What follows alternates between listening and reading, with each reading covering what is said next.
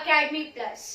बच्चों, हमने अपने प्रीवियस लेक्चर में पढ़ा था न्यूट्रिशन के बारे में और न्यूट्रिशन के दो टाइप्स, ऑटोट्रोफिक एंड हेटरोट्रोफिक, उनकी डेफिनेशन तक हमने कवर कर लिया था।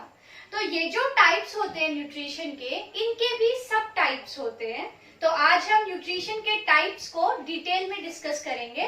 तो अगर आपको न्यूट्रिशन से रिलेटेड कोई भी डाउट है तो आप कमेंट सेक्शन में जरूर कमेंट कीजिए। और तो देखिए, शुरू करते हैं अपना टॉपिक, टाइप्स ऑफ न्यूट्रिशन। तो पहले मैं इसको एक टैबुलर फॉर्म में लिख देती हूँ, एक टेबल बना देती हूँ इसकी, ताकि आपके लिए इसको समझना इजी हो जाए। तो न्यूट्रिशन के टू टाइप्स होते हैं, ये हमने कल भी पढ़ा था। एक होता है ऑटोट्रोफिक न्यूट्रिशन और दूसरा जो टाइप है वो है हेटरोट्रोफिक न्यूट्रिशन।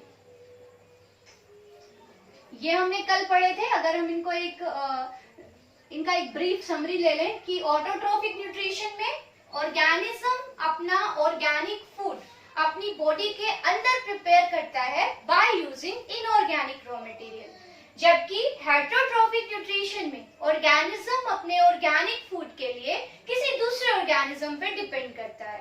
तो ये थे ये दो टाइप्स। अब इनके भी फर्दर सब टाइप्स हैं। जैसे ऑटोट्रोफिक न्यूट्रिशन दो तरह का होता है। ये दो टाइप्स कौन से हैं? एक है फोटो ऑटोट्रोफिक न्यूट्रिशन,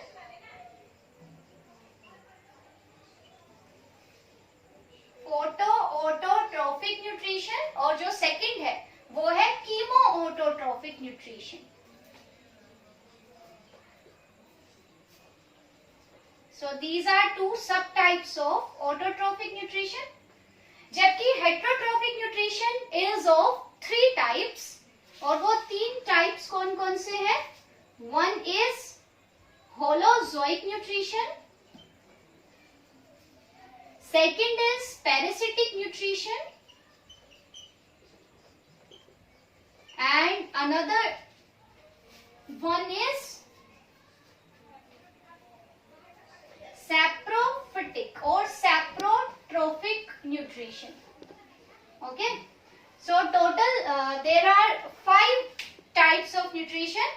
देखो, इन दोनों वाले न्यूट्रिशन में फोटो ऑटोट्रोफिक और कीमो ऑटोट्रोफिक, ये दोनों टाइप्स है ऑटोट्रोफिक न्यूट्रिशन के, क्योंकि उनमें ऑर्गेनिज्म अपना खाना खुद ही बनाएगा बॉडी के अंदर। और जबकि ये जो तीन टाइप्स हैं, ये है हेटरोट्रोफिक न्यूट्रिशन के। इन तीनों के अंदर ये ऑर्गेनिज्म किसी दूसरे पे डिपेंड करेगा खाने के लिए। तो इनमें क्या डिफरेंसेस है, तो वो हम इनको डिटेल में पढ़ते हैं अभी। तो पहले हम ऑटोट्रोफिक न्यूट्रिशन और उसके सब टाइप्स को डिस्कस करते हैं। तो आप ये टेबल देख रहे हैं, तो टेबल के को थोड़ा नोट कर लीजिए। अब हम पढ़ते हैं ऑटोट्रोफिक न्यूट्रिशन के बारे में डिटेल। देखो, हमने इतना तो पढ़ लिया था कि जो यहाँ पे वर्ड्स हैं, ऑटो वर्ड का मतलब है सेल्फ, और जो ट्रोफ वर्ड है यहाँ पे, उसका मतलब है नरिशमेंट। तो इट मीन्स इस टाइप के नरिशमेंट में या न्यूट्रिशन में ऑर्गेनिज्म अपना ऑर्गेनिक फूड अपनी बॉडी के अंदर ही प्रिपेयर करेगा। ओके, अब फूड को प्रिपेयर करने के लिए एनर्जी चाहिए। वो एनर्जी कहाँ से मिलेगी? मीन्स सोर्स ऑफ एनर्जी क्या होगा? जो खाना बनाने के लिए, खाने को प्रिपेयर करने के लिए एनर्जी चाहिए, वो एनर्जी का सोर्स क्या है? उस बेसिस पे ये दो सब टाइप्स हैं। यहाँ मैंने जो वर्ड लिखा है वो है फोटो, और यहाँ पे वर्ड है कीमो। बाकी दोनों वर्ड्स पीछे के सेम है, ऑटोट्रोफिक दोनों में सेम है, बट जो फर्स्ट वाला वर्ड है यहाँ पे है फोटो और यहाँ पे है कीमो। यहीं पे डिफरेंस है। क्या डिफरेंस है बच्चों? देखो, फोटो ऑटोट्रोफिक न्यूट्रिशन में जो सोर्स ऑफ लाइट है वो होगा, सोर्स ऑफ एनर्जी है वो होगा लाइट। जो फोटो वर्ड है, फोटो वर्ड कहीं भी यूज हो, इट मीन्स ये लाइट के लिए यूज हुआ है। तो फोटो वर्ड का मतलब क्या होता है? लाइट। Photo means light. तो जो यहाँ पे खाना बनाने के लिए एनर्जी चाहिएगी, वो एनर्जी कहाँ से आएगी? लाइट से।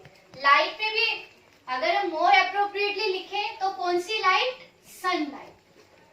ठीक है। वैसे आर्टिफिशियल लाइट भी प्लांट्स यूज कर सकते हैं फोटोसिंथेसिस में, जैसे आपने पढ़ोगे अभी, तो वैसे, लेकिन क्योंकि इंटेंसिटी ज्यादा है सनलाइट की and sunlight is available in very much quantity, तो ज्यादातर प्लांट्स कौन सा लाइट यूज करेंगे? सनलाइट। ओके, तो लाइट अगर एनर्जी सोर्स है ऑर्गेनिज्म के खाना बनाने के लिए, तो ये न्यूट्रिशन होगा फोटो ऑटोट्रोफिक न्यूट्रिशन। थोड़ा इसको और डिटेल में पढ़ते हैं।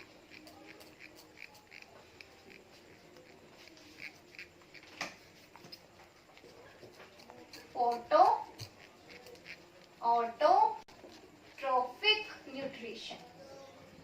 ओके, तो यहाँ पे मैंने आपको बताया कि जो फोटो ऑटोट्रोफिक न्यूट्रिशन है, ऑटोट्रोफिक का मतलब तो आपको पता है, फोटो वर्ड का मतलब क्या है? लाइट।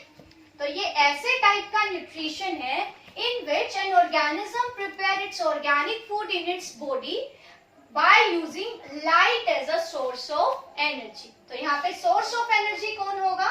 लाइट। ओके, और ऐसे ऑर्गेनिज्म जो लाइट की हेल्प से अपना ऑर्गेनिक फूड प्रिपेयर करेंगे, ऐसे ऑर्गेनिजम्स को हम कहते हैं फोटो ऑटोट्रोफ्स। मतलब जिन ऑर्गेनिजम्स के अंदर ये न्यूट्रिशन पाया जाएगा, उन ऑर्गेनिजम्स को हम क्या बोलेंगे? Photo autotrophs. ओके, जो लाइट की हेल्प से अपना खाना बनाएंगे।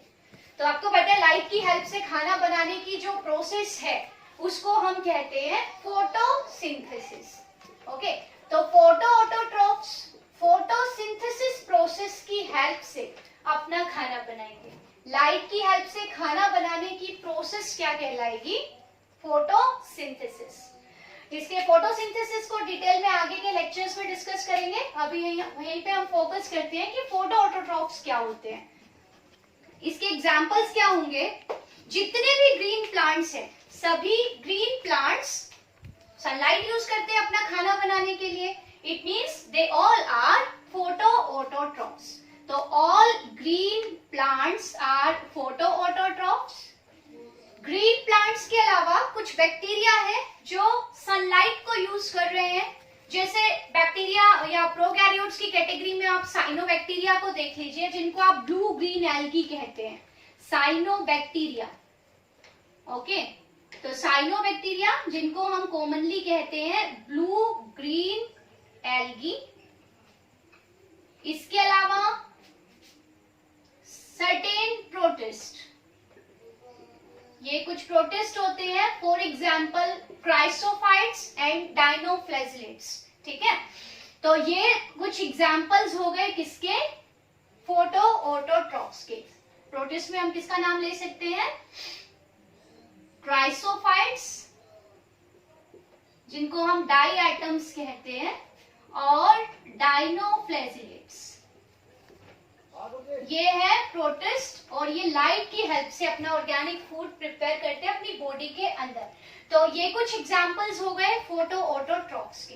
ओके, तो लाइट की हेल्प से ऑर्गेनिक फूड बनाने की प्रोसेस फोटो ऑटोट्रोफिक न्यूट्रिशन कहलाएगी। और ऐसे ऑर्गेनिज्म जिनमें इस तरह का न्यूट्रिशन पाया जाता है उन्हें हम फोटो ऑटोट्रोफ्स कहेंगे। क्लियर? और ये जो प्रोसेस है लाइट की हेल्प से खाना बनाने की प्रोसेस, जिसको हम फोटोसिंथेसिस कहते हैं, जिसके हर एस्पेक्ट को हम डिटेल में पढ़ेंगे अपने नेक्स्ट लेक्चर में। अच्छा, दूसरा जो न्यूट्रिशन है यहाँ पे chemo autotrophic nutrition.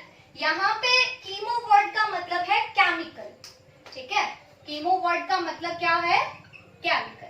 It means यहाँ पे ऑर्गेनिज्म अपना खाना बनाने के लिए जो एनर्जी यूज करेगा वो लाइट से नहीं आएगी, बल्कि वो केमिकल एनर्जी होगी।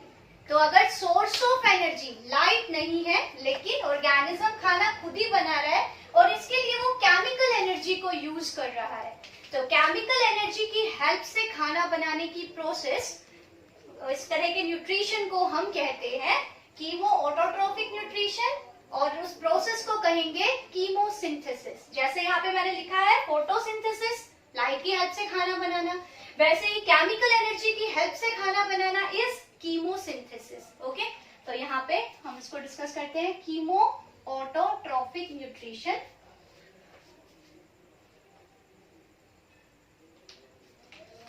कीमो ऑटो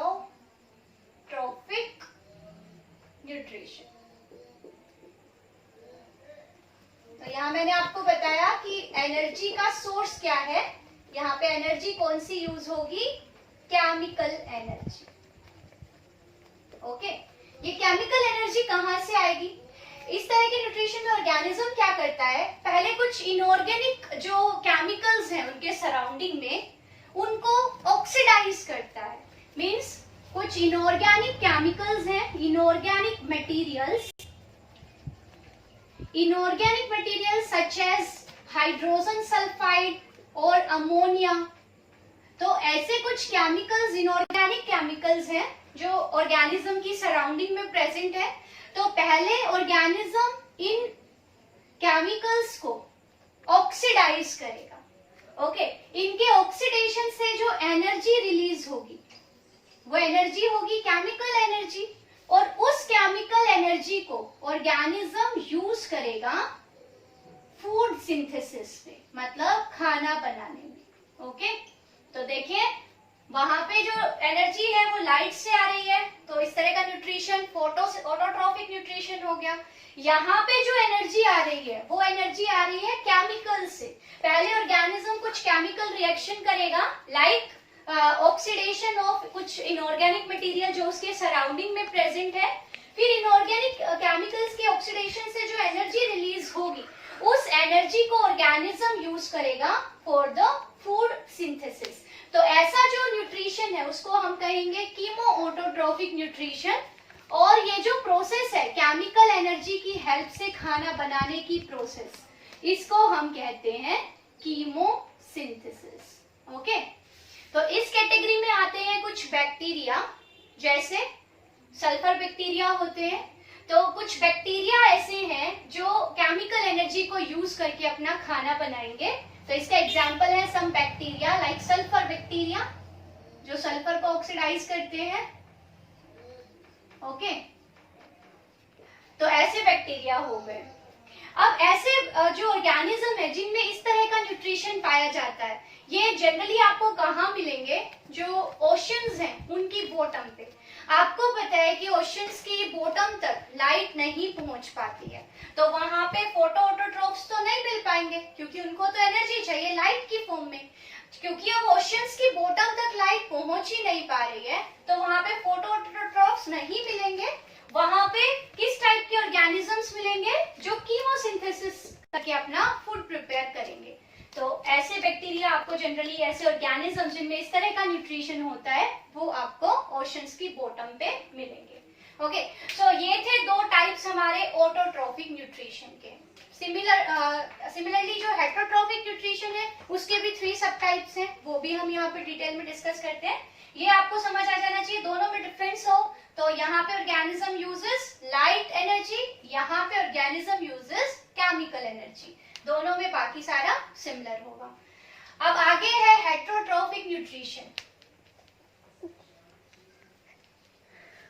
हेटरोट्रॉफिक न्यूट्रिशन के 3 टाइप्स हैं, वो किस बेसिस पे देखें।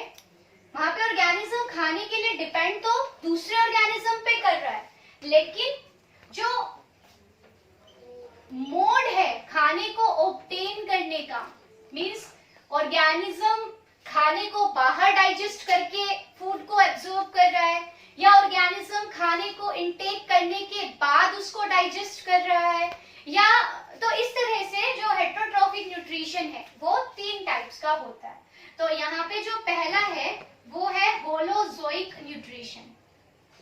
देखिए होलोजोइक न्यूट्रिशन में क्या होता है, होलो का मतलब होता है कंप्लीट। यहाँ पे ऑर्गेनिज्म बाहर से खाना इनटेक करेगा, ओके, वो खाना whole, as a whole, means जैसे हम खाना खा रहे हैं, एज अ होल सॉलिड या लिक्विड फॉर्म में हम उस खाने को इनटेक कर रहे हैं, और वो खाना जो ब्रेक डाउन हो रहा है उस खाने का, वो हमारी बॉडी में जाने के बाद हो रहा है। मीन्स हम सॉलिड और लिक्विड फॉर्म में खाने को ऑब्टेन कर रहे हैं एज अ होल, मीन्स उसके जो कार्बोहाइड्रेट्स हैं वो लार्ज साइज के हैं, उसमें लार्ज साइज के कंपाउंड्स प्रेजेंट है। फिर उनका जो ब्रेक डाउन है सिंपल कंपाउंड्स के अंदर, यानी डाइजेशन, वो हमारी बॉडी के अंदर जाने के बाद हो रहा है। तो इस तरह के न्यूट्रिशन को हम कहते हैं होलोजोइक न्यूट्रिशन। तो यहाँ पे क्या होगा, organism intakes food in solid or liquid form as a whole, and this food is then digested inside body. Okay, तो पहले ऑर्गेनिज्म खाने को इनटेक करेगा, जैसे हम करते हैं, पहले खाने को इनटेक करेंगे, फिर हमारी बॉडी में मैकेनिकल प्रोसेस से एंड केमिकल प्रोसेस से वो खाना जिसके बड़े बड़े पार्टिकल्स हैं, बड़े साइज के उसके अंदर कंपाउंड्स, केमिकल्स प्रेजेंट है, वो छोटे और सिंपल फॉर्म में टूट जाएंगे, यानी कि खाना डाइजेस्ट हो जाएगा। तो बॉडी में जाने के बाद खाना डाइजेस्ट हो रहा है। तो इस तरह के न्यूट्रिशन को हम कहते हैं होलोजोइक न्यूट्रिशन। ओके, है तो क्योंकि इसमें ऑर्गेनिज्म डिपेंड तो दूसरे पे ही कर रहा है खाने के लिए, बट तो ये किसका टाइप हो गया? हेटेरोट्रोफिक का। पहले लेकिन वो खाने को इंजेस्ट कर रहा है, खाने को इनटेक करने की प्रोसेस इंजेशन कहलाती है। तो पहले ऑर्गेनिज्म खाने को इनटेक करेगा और इनटेक करने के बाद वो उस खाने को डाइजेस्ट करेगा अपनी बॉडी के अंदर। So this type of nutrition is called holozoic nutrition. और ऐसे ऑर्गेनिजम्स जिनके अंदर होलोजोइक न्यूट्रिशन होता है उसके एग्जांपल्स कौन हो गए? जैसे ह्यूमन बीइंग्स हैं, हमारे अंदर भी यही होता है, पहले इंजेशन देन डाइजेशन। तो ह्यूमन बीइंग्स हो गए, सिमिलरली डॉग्स हो गए, ओके, सिमिलरली कॉकरोच हो गए, डियर हो गए, लायन हो गए, इसके अलावा काउज हो गए, बफेलोज हो गए। तो ये कुछ एग्जाम्पल्स मैंने यहाँ पे लिखे ऐसे ऑर्गेनिजम्स के जिनमें होलोजोइक न्यूट्रिशन मिलता है। अब यहाँ पे भी एक डिफरेंस पाओगे, वो क्या? जैसे मैंने यहाँ पे लिखा काउज एंड बफेलोज। ओके, आपको पता है कि जो काउज एंड बफेलोज हैं वो बाहर से खाना ऑब्टेन करते हैं, लेकिन सिर्फ प्लांट्स। ओके, तो काउज एंड बफेलोज का मैंने यहाँ एग्जाम्पल लिखा और इसके अलावा मैंने डियर का एग्जाम्पल लिखा। तो ये कुछ ऐसे ऑर्गेनिज्म हैं जो खाने को सिर्फ प्लांट से ही ऑब्टेन कर रहे हैं, मींस वो प्लांट मटेरियल को ही इंजेस्ट कर रहे हैं, किसी दूसरे एनिमल्स के फ्लैश को इंटेक नहीं कर रहे हैं। तो ऐसे ऑर्गेनिजम्स जो ओनली प्लांट्स पे डिपेंड करते हैं अपने खाने के लिए, तो ऐसे ऑर्गेनिजम्स क्या कहलाएंगे? Herbivores. Okay, herbivores, herbs means plant से रिलेटेड है। तो ऐसे ऑर्गेनिजम्स जो सिर्फ प्लांट और प्लांट के प्रोडक्ट्स को ही खाते हैं, तो ऐसे ऑर्गेनिजम्स कहलाते हैं हर्बीवोर्स। तो यहाँ पे डियर, काउज एंड बफेलोज, ये तो किसके एग्जाम्पल हो गए? हर्बीवोर्स के। ओके, अगली कैटेगरी में यहाँ देखूं तो जैसे कि लायन मैंने लिखा यहाँ पे। लायन क्या करता है? लायन प्लांट्स नहीं खा रहा है, लायन अपने न्यूट्रिशन के लिए दूसरे एनिमल्स को खा रहा है। मींस ऐसे ऑर्गेनिज्म जो किसी दूसरे एनिमल्स के फ्लैश को खाते हैं, उसको किल करके कैसे भी उसके फ्लैश को ईट करते हैं, तो ऐसे ऑर्गेनिजम्स कहलाते हैं कार्निवोर्स। मींस जो दूसरे एनिमल्स पे डिपेंड करते हैं अपने खाने के लिए। तो लायन यहाँ पे क्या हो गया? एक कार्निवोर हो गया, क्योंकि वो प्लांट्स पे डिपेंड ना करके सिर्फ दूसरे एनिमल्स के ऊपर डिपेंड कर रहा है अपने नरिशमेंट के लिए। ओके, जो थर्ड कैटेगरी यहाँ पे है, जैसे उसमें मैं लेती हूँ ह्यूमन बीइंग्स को, डॉग्स को एंड कॉकरोच को। तो हम लोग अपने खाने के लिए प्लांट्स पे भी डिपेंड कर लेते हैं और दूसरे एनिमल्स पे भी, जैसे चिकन है, एग्स है, वो हमें किसी दूसरे एनिमल से मिल रहे हैं। सिमिलरली जो व्हीट है, राइस है, वो सब हमें प्लांट्स से मिल रहे हैं। तो human beings, dogs and cockroach ये प्लांट्स पे भी डिपेंड कर रहे हैं अपने खाने के लिए, और ये अपने खाने के लिए दूसरे एनिमल्स पे भी डिपेंड कर रहे हैं, मतलब दोनों पे डिपेंड करते हैं। तो ऐसे ऑर्गेनिजम्स कहलाते हैं ओमनिवोर्स। ओके, तो there are 3 categories of organisms which are having holozoic nutrition. वो किस सेंस में हमने इनको डिवाइड किया कि वो खाने के लिए उनका जो सोर्स है वो क्या है जिसपे वो डिपेंड कर रहे हैं। अगर ऑर्गेनिज्म अपने खाने के लिए प्लांट पे ही डिपेंड कर रहा है ओनली, तो ऐसे ऑर्गेनिजम्स कहलाएंगे हर्बीवोर्स। अगर ऑर्गेनिज्म अपने खाने के लिए किसी दूसरे एनिमल्स पे डिपेंड कर रहा है, तो ऐसा न्यूट्रिशन होगा कार्निवोर्स, सॉरी ऐसे एनिमल्स होंगे कार्निवोर्स, और जो दोनों पे डिपेंड करते हैं, दोनों से ही अपना न्यूट्रिशन ऑब्टेन कर सकते हैं। जैसे एक डॉग को आप एक बटर कोई रोटी का टुकड़ा डाल दो या कोई बोन डाल दो, दोनों को ही ईट कर लेगा।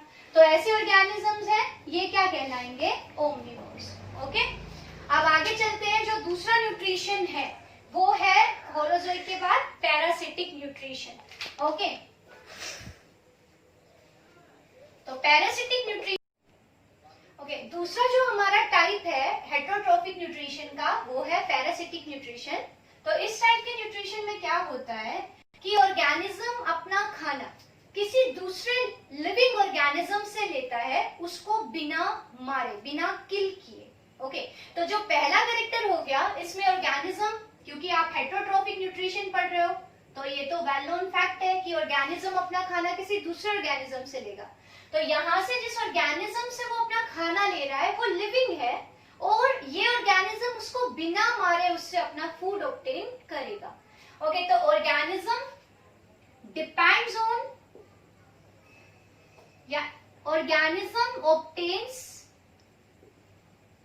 Its food from other living organism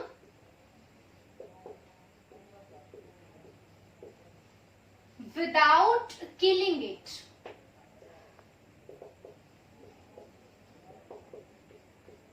तो जब हम इसकी डेफिनेशन लिखते हैं इस टाइप के न्यूट्रिशन की, तो वहां पे जो फर्स्ट चीज हम डिस्कस करते हैं वो ये करते हैं कि ऑर्गेनिज्म अपना खाना ले रहा है किसी दूसरे लिविंग ऑर्गेनिज्म से, प्लस उसको विदाउट किल किए, बिना उसको मारे। तो ये दो बातें आपको ध्यान रखनी है। प्लस आपको एक चीज और ध्यान रखनी है कि यहाँ पे जो ऑर्गेनिज्म खाना ले रहा है और जिससे वो अपना खाना ले रहा है, वो दोनों अलग अलग स्पीशीज के हैं। मीन्स ये अलग स्पीशीज का मेंबर है और जिससे वो अपना खाना ले रहा है वो अलग स्पीशीज का मेंबर है। तो दोनों मेंबर्स अलग अलग स्पीशीज के हैं। ओके, प्लस इस वाले न्यूट्रिशन में और क्या होगा कि ऑर्गेनिज्म अपना खाना बिना किल किए कैसे लेगा, वो ऑर्गेनिज्म के बॉडी फ्लूइड से खाने को एब्जॉर्ब करेगा। सपोज ये ऑर्गेनिज्म है लिविंग वाला, इसकी बॉडी में जो फ्लूइड है, सपोज ब्लड है, ओके, उस ब्लड के अंदर फूड पार्टिकल्स हैं, तो ये ऑर्गेनिज्म इसके ब्लड से उस खाने को एब्जॉर्ब करेगा।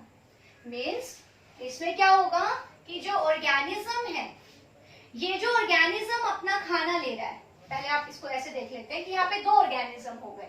ऑर्गेनिज्म जो खाना ले रहा है विच ऑब्टेन्स फूड, ये जो ऑर्गेनिज्म है जो खाना ले रहा है वो तो कहलाएगा पैरासाइट। ओके, मीन्स जो ऑर्गेनिज्म अपना खाना ऑब्टेन करेगा वो तो हो गया पैरासाइट, और जिससे वो अपना खाना एब्जॉर्ब करेगा, ऑब्टेन्ड फ्रॉम मीन्स जिससे वो खाना अपना ऑब्टेन करेगा, वो दूसरा ऑर्गेनिज्म क्या हो गया, उसको हम बोलेंगे होस्ट। ठीक है, ये तो आपको पता चल गया। यहाँ पे दो ऑर्गेनिज्म इन्वॉल्व है।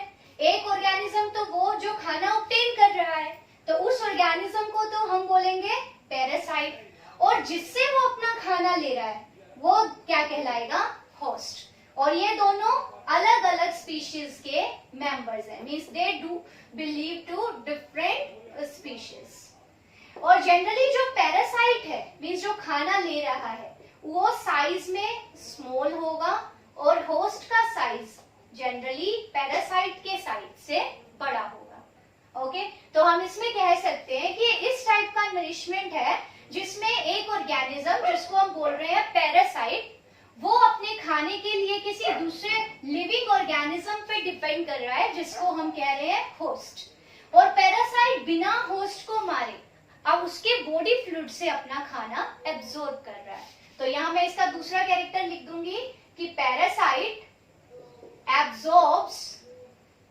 Food from the body fluid of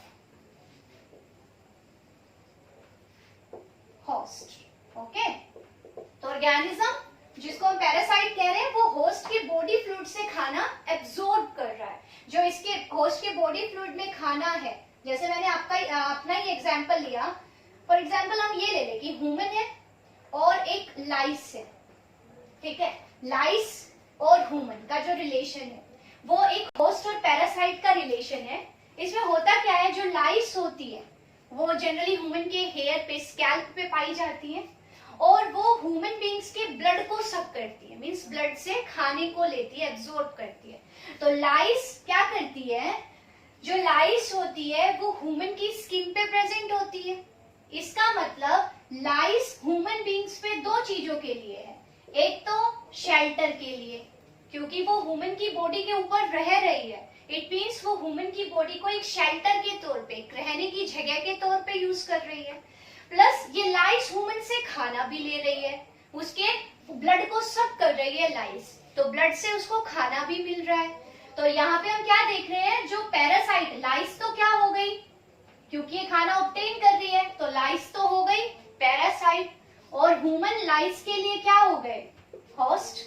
okay, तो यहाँ पे हम कह सकते हैं कि लाइस ह्यूमन बींग्स पे अपने खाने के लिए डिपेंड कर रही है, प्लस वो ह्यूमन बींग पे शेल्टर के लिए भी डिपेंड कर रही है। तो जनरली पैरासाइट्स दो चीजों के लिए अपने होस्ट पे डिपेंड करते हैं, एक तो मेन पर्पस तो खाना और एक पर्पस क्या हो गया, शेल्टर। ओके, दोनों चीजें वो अपने होस्ट से ले रहे हैं। क्लियर? तो ह्यूमन और जो लाइस का रिलेशन है, इसमें ह्यूमन तो हो गए होस्ट और लाइस हो गई पैरासाइट। लाइस ह्यूमन को विदाउट किल किए उसके ब्लड से खाना एब्जॉर्ब करती रहती है। ओके, तो इस तरह का रिलेशन जो है, इसको, इस तरह का जो न्यूट्रिशन है, इसको हम कहते हैं पैरासिटिक न्यूट्रिशन। और इसमें होस्ट को हार्म हो रहा है क्योंकि उसका खाना एब्जॉर्ब कर रही है, तो खाना क्योंकि लाइस एब्जॉर्ब कर रही है तो ह्यूमन को यहाँ पे क्या हो गया, हार्म हो गया, और लाइस को क्या हो गया यहाँ पे, बेनिफिट। तो इसमें जिसको खाना मिलेगा यानी पैरासाइट, उसको बेनिफिट होगा और होस्ट को होगा हार्म। ओके, और दोनों अलग अलग स्पीशीज के मेंबर्स हैं। लाइस का साइज ह्यूमन के साइज से छोटा है। तो यही कुछ कैरेक्टर्स हैं जो मैंने आपको पैरासाइट से रिलेटेड बताए कि पैरासाइट का साइज होस्ट से छोटा होगा। पैरासाइट होस्ट पे जनरली दो चीजों के लिए डिपेंड कर रहा है, उसका अपने होस्ट के साथ एक बहुत ही क्लोज रिलेशन है। वो या तो अपनी पूरी लाइफ या अपनी लाइफ का कुछ हिस्सा, मींस लाइफ की कुछ स्टेजेस होस्ट की बॉडी के अंदर या ऊपर डिपेंड करता है। इट मीन्स जो लाइस है, यहाँ पे हम एग्जांपल ले रहे हैं, वो अपनी पूरी लाइफ ह्यूमन की बॉडी पे डिपेंड कर रहा है, मीन्स शेल्टर भी ले रहा है और खाना भी ले रहा है, और वो कंप्लीटली डिपेंडेंट हो गया किस पे, अपने होस्ट पे। क्लियर? तो जनरली जो पैरासाइट होते हैं वो अपने होस्ट के साथ एक क्लोज रिलेशन में रहते हैं, और पैरासाइट अपनी लाइफ, पूरी की पूरी लाइफ या लाइफ की कुछ स्टेजेस एटलीस्ट होस्ट की बॉडी के अंदर या उसके ऊपर रहते हैं, शेल्टर उनको मिलता है उससे। ठीक है, तो आगे इसके बारे में थोड़ा और पढ़ते हैं कि जो पैरासाइट है अब दो तरह के होते हैं। भाई मैंने आपको बताया, या तो पैरासाइट होस्ट की बॉडी के अंदर रहेंगे या होस्ट की बॉडी के ऊपर रहेंगे। ओके, तो इस हिसाब से जो पैरासाइट्स हो गए वो दो तरह के हो गए। एक हो गए एक्टोपैरासाइट्स और एक हो गए endoparasites. Ectoparasites and endoparasites. Ecto word का मतलब क्या होता है, आउटसाइड, और एंडो वर्ड का मतलब होता है अंदर, मींस इनसाइड। ठीक है, तो नाम से पता लग ही रहा होगा कि ये वो पैरासाइट है जो होस्ट की बॉडी के ऊपर प्रेजेंट होते हैं, मींस उनकी बॉडी के अंदर एंटर नहीं करते, खाना वो होस्ट से ही ले रहे हैं, बट शेल्टर कहाँ है उनका, जो होस्ट है उसकी बॉडी के ऊपर। तो दीज पैरासाइट्स, इस वाले में क्या होगा, जो पैरासाइट्स हैं live on the host body. Parasite host की बॉडी के ऊपर प्रेजेंट होंगे। और एंडोपैरासाइट में क्या होगा, parasite leaves inside host body, उसके अंदर चले जाएंगे, होस्ट की बॉडी के अंदर रहेंगे। क्लियर? एग्जाम्पल की बात करें तो यहाँ पे मैंने आपको बताया लाइस है, लाइस ह्यूमन स्किन के ऊपर प्रेजेंट होगा। तो जो ये लाइस हो गया ये अंदर नहीं जा रहा, स्किन के ऊपर प्रेजेंट है, तो लाइस हो गया एक एक्टोपैरासाइट। इसके अलावा हो गए कौन, टिक्स, माइट्स। ओके, और अगर प्लांट्स की बात करें तो प्लांट्स में आपने एक प्लांट का नाम सुना होगा जिसको हम कहते हैं अमरबेल, और जिसका साइंटिफिक नेम है कस्कटा। कस्कटा एक प्लांट है जो दूसरे प्लांट के ऊपर ग्रो करता है, जैसे बेर के प्लांट के ऊपर। इसकी जो लीव्स हैं वो येलोइश है, मींस ये plant photosynthesis do not perform photosynthesis. तो ये क्या करता है, क्योंकि ये खाना खुद तो बना नहीं रहा, तो ये अपना खाना दूसरे प्लांट से लेगा। दूसरे प्लांट से कैसे लेगा कि ये इसकी जो रूट्स हैं वो, क्योंकि दूसरे प्लांट के ऊपर ग्रो कर रहा है, इसकी रूट दूसरे प्लांट के अंदर चली जाती है, और ऐसी जो रूट्स होती है जो दूसरे प्लांट के अंदर चली गई और एब्जॉर्प्शन में हेल्प कर रही है उससे खाने को, तो ऐसी रूट्स को हम बोलेंगे होस्टोरिया। ओके, तो इसकी जो रूट्स हैं जिनको हम होस्टोरिया कह रहे हैं वो दूसरे प्लांट के अंदर चली गई और ये दूसरे प्लांट से अपना खाना एब्जॉर्ब कर रहा है। तो क्योंकि ये भी दूसरे प्लांट से अपना खाना यूज कर रहा है तो ये हो गया होस्ट, और जिस प्लांट पे ये ग्रो करेगा वो हो गया पैरासाइट। ओके, तो ये हो गए कुछ एग्जांपल्स एक्टोपैरासाइट के जो कि होस्ट की बॉडी के ऊपर ही प्रेजेंट होते हैं, अंदर नहीं जाते। जबकि कुछ पैरासाइट्स ऐसे हैं जो होस्ट की बॉडी के अंदर एंटर कर जाते हैं, जैसे एग्जांपल बहुत सारे ऐसे डिजीज कॉजिंग ऑर्गेनिजम्स हैं जो अंदर पाए जाते हैं। फॉर एग्जांपल जैसे आप किसका ले लो, एस्केरिस ले लो। एस्केरिस जिसको हम कॉमनली कहते हैं राउंड वोम, ठीक है। एस्केरिस एक वोम होता है और इसको नॉर्मल जो लैंग्वेज है उसमें हम कह देते हैं क्या, राउंड वोम। ये हमारी बॉडी के, ह्यूमन बॉडी के अंदर एंटर कर जाता है और ये डिजीज कॉज करता है। तो इनकी डिजीज भी कई बार एग्जाम में पूछ ली जाती है कॉम्पिटेटिव एग्जाम्स में। तो जो ये डिजीज कॉज करता है उसको हम कहते हैं एस्केरियासिस। ओके, तो क्योंकि ये ह्यूमन बॉडी के अंदर चला जाता है it means it is an endoparasite. इसी तरह से और भी एग्जांपल्स हैं, जैसे टीनिया। टीनिया भी एक एंडोपैरासाइट है जो अपने होस्ट की बॉडी के अंदर चला जाता है, और टीनिया को हम जनरल लैंग्वेज में कह देते हैं टेपवॉर्म, और ये डिजीज कॉज करता है। इसकी होने वाली डिजीज का नाम है टीनियासिस। ओके, इसी तरह से प्लाज्मोडियम है। प्लाज्मोडियम एक प्रोटोजोन है, ये सिंगल सेल ऑर्गेनिज्म है, प्रोटोजोन है, और ये डिजीज कॉज करता है कौन सी, मलेरिया।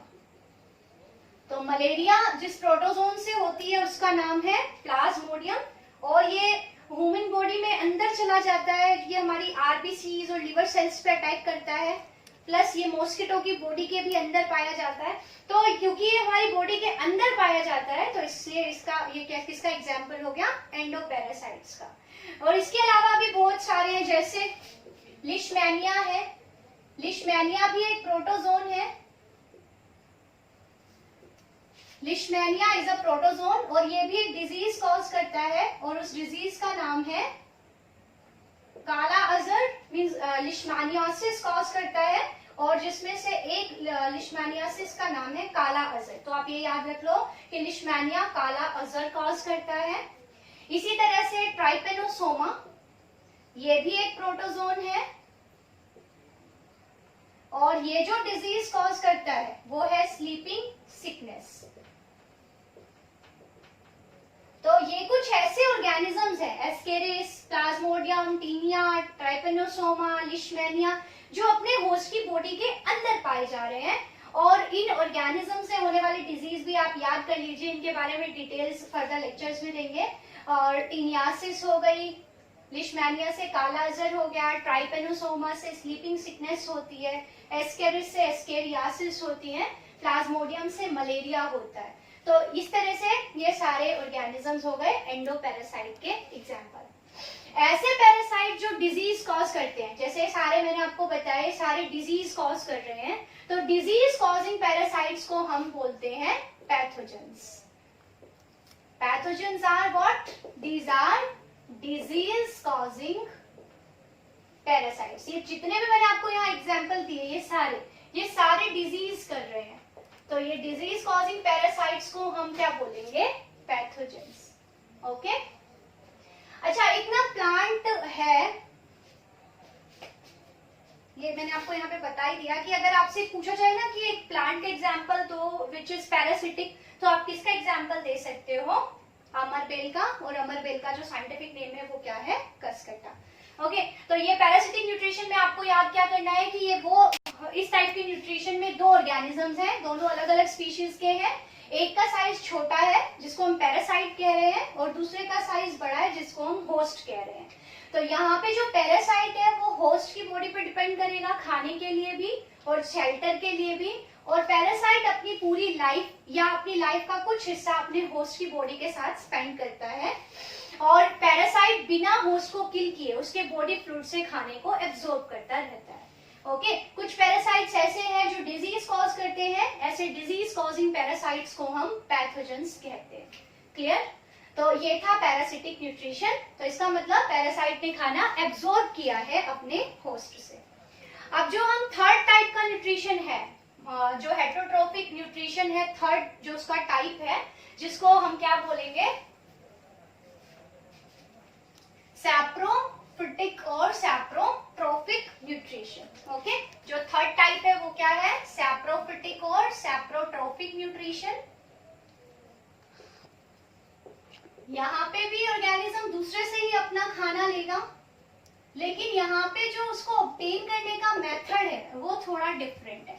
सैप्रोफिटिक और सैप्रोट्रोफिक न्यूट्रिशन. यहाँ पे क्या होता है? देखो, जो ऑर्गेनिज्म है वो अपना खाना खाने के लिए डिपेंड करेगा किसी डेड ऑर्गेनिज्म पे. ओके. मींस इस टाइप के न्यूट्रिशन में, in this type of nutrition, an organism obtains its food, या organism absorbs food, absorbs करता है, तो absorbs its food from dead and decaying organic matter. Organisms की बॉडी organic matter से बनी है, तो जो organism मर गए हैं, जब उनकी बॉडी डीके होने लगती है, रोटन होने लगती है, गलने लगती है, तो उससे फिर ये ऑर्गेनिज्म अपना खाना एब्जॉर्ब करते हैं. जैसे मैं आपको बताऊं कि मान लो कोई ऑर्गेनिज्म मर गया, सपोज ये किसी ऑर्गेनिज्म की डेड बॉडी है. It is the dead body of an organism. जो डेड ऑर्गेनिक मैटर होता है उसको हम कहते हैं डेट्राइटस. मींस जैसे प्लांट से पत्ते गिर गए, वो भी डेड है, उनको भी हम डेट्राइटस कहेंगे. या कोई एनिमल मर गया है तो उसकी डेड बॉडी को भी हम क्या कह रहे हैं? डेट्राइटस. तो आप देखते हो कि कुछ समय बाद उसकी बॉडी गलने लगती है, सड़ने लगती है ना, रोटन हो जाती है. तो ऐसा क्यों होता है? अब इस डेड बॉडी के ऊपर ग्रो करेंगे, ये जो मैंने स्टार मार्क किए हैं, ये कुछ ऑर्गेनिज्म है, बैक्टीरिया एंड रेड से मैं बना देती हूँ, ये फंगस है. तो ये जो ग्रीन और रेड कलर से मैंने दिखाए, ये क्या है? बस ये बैक्टीरिया है, और जो ये रेड वाले हैं ये फंगस है. ओके. तो क्या हुआ यहाँ पे कि डेड बॉडी के ऊपर ग्रो करेंगे बैक्टीरिया एंड फंगस. ये बैक्टीरिया एंड फंगस क्या करेंगे? अपने ये डेड बॉडी के ऊपर कुछ केमिकल्स रिलीज करेंगे, केमिकल सिक्रीशन करेंगे. उन केमिकल्स के अंदर एंजाइम्स प्रेजेंट होंगे. ठीक है. वो एंजाइम इस डेड बॉडी को बाहर ही डाइजेस्ट कर देंगे. क्लियर? तो डाइजेशन कहाँ हुआ? देखो क्या बताया, डेड बॉडी है मींस डेड ऑर्गेनिक मैटर है जिसको हम डिट्राइटस कह रहे हैं. उसके ऊपर ग्रो कर गए बैक्टीरिया एंड फंगस.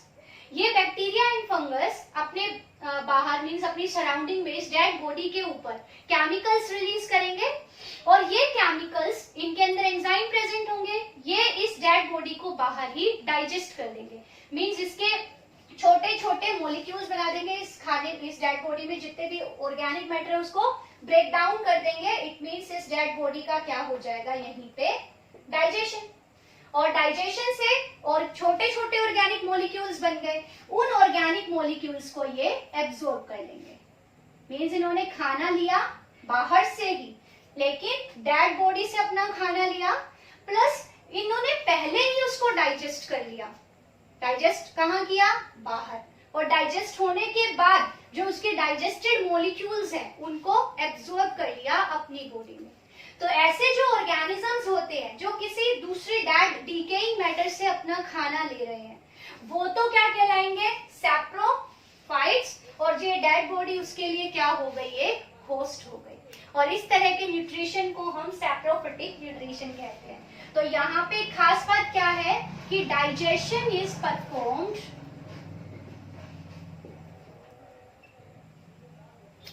आउटसाइड.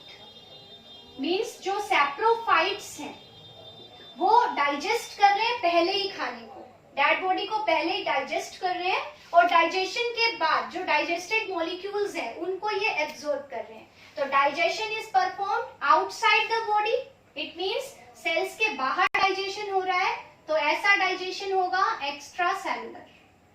जबकि होलोजोइक न्यूट्रिशन में हमने क्या पढ़ा था कि डाइजेशन बाद में होगा, पहले इंजेक्शन होगा. मींस ऑर्गेनिज्म पहले होल फूड को इंजेस्ट करेगा और बॉडी के अंदर वो खाना डाइजेस्ट होगा.